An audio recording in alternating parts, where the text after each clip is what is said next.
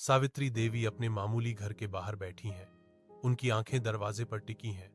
उनके चेहरे पर चिंता और आशा की एक तस्वीर उकेरी गई है। पड़ोसी आते हैं। उनकी आवाजें धीमी फुसफुसाहट होती हैं, लेकिन सावित्री केवल एक कमजोर मुस्कान देती है। उसका ध्यान कहीं और है। दूरी पर एक आकृति उभरती है, प्रत्येक कदम के साथ बड़ी होती जाती है।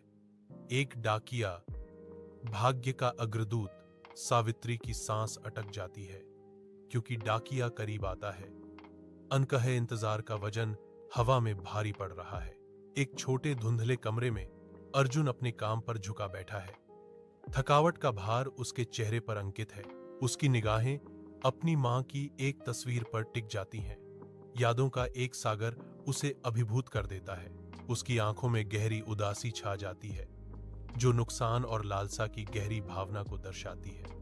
भावना से प्रेरित होकर अर्जुन लिखित शब्दों में सांत्वना खोजते हुए एक पत्र लिखने का फैसला करता है।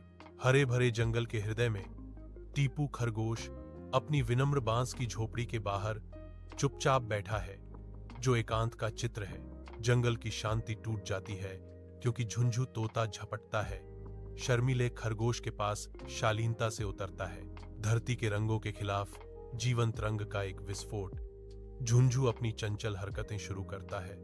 उसकी आंखों में एक दृढ़ चमक। झुंझू गाने गाता है और उसे हंसाने के लिए मजेदार बातें करता है। एक धुन घने पत्तों के बीच से गुजरती है। टीपू देखता है। उसकी आंखों में एक हल्की सी मुस्कुराहट आने लगती है। शुरुआती झिझक धीरे धीरे झुंझू के हंसमुख हमले के नीचे पिघल जाती है।